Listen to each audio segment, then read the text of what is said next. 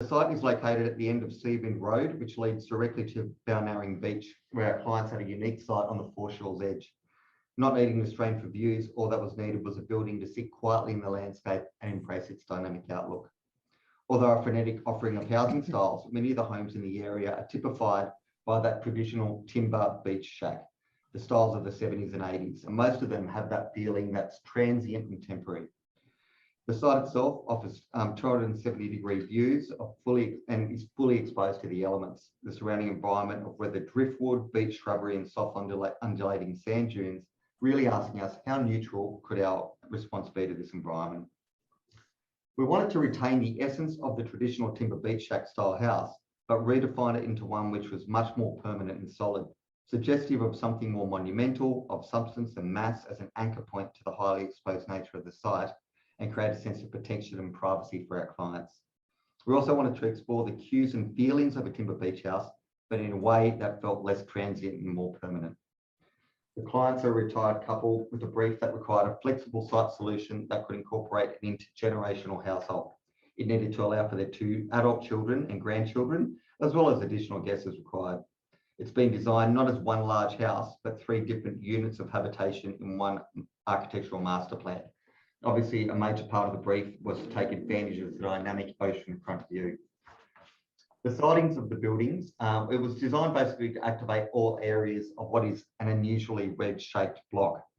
The building is dissolved into a smaller series of village-like forms, as you can see there. The bottommost form on the right is a singular level garage form, which has a little guest house as well.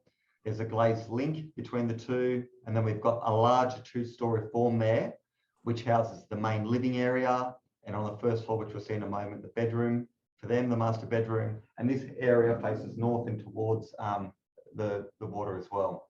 Then we've got central courtyards, and at the very back, that's the adult kids wing with bedrooms, obviously a little kitchenettes and things like that as well.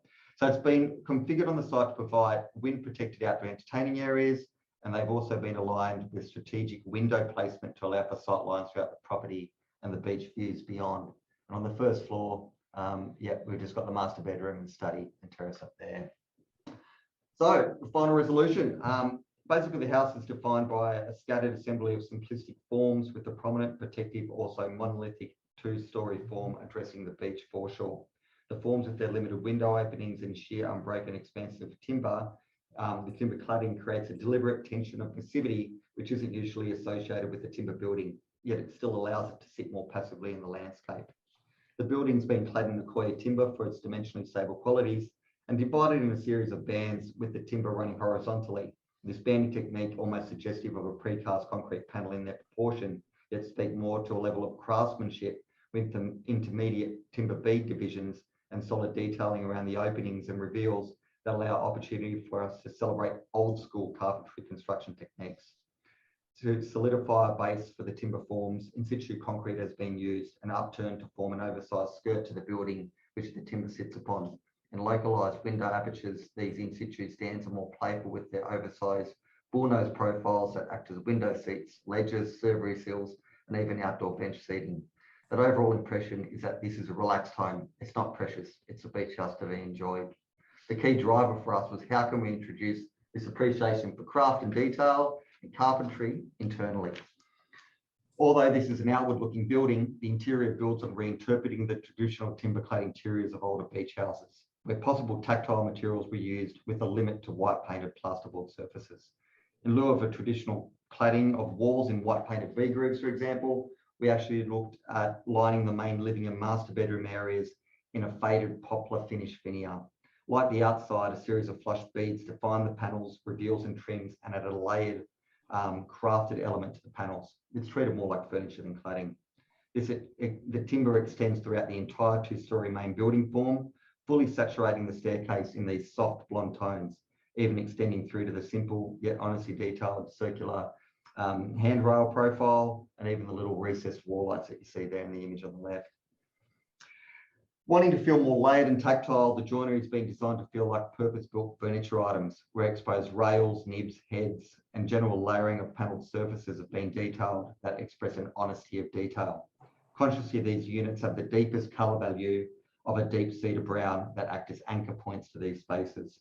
And treading a fine line of oversaturation of timber, the oak flooring balances the joinery and wall panelling, acting as the mid-tone that grounds the room.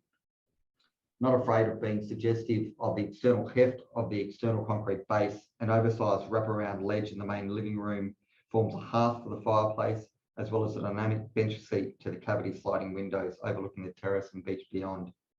Wanting to tap into the many freestanding tiled fireplaces that you'd see in some of these older houses, we looked at sort of being playful and reinterpreting this with the honest freestanding black steel fireplace sitting upon that in situ concrete ledge. And then we backed that with subtly textured Japanese tiles for a bit of relief.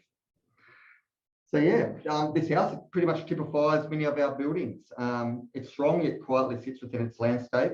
And this home, we feel and hope, sits comfortably alongside many of its timber cousins that typify this environment.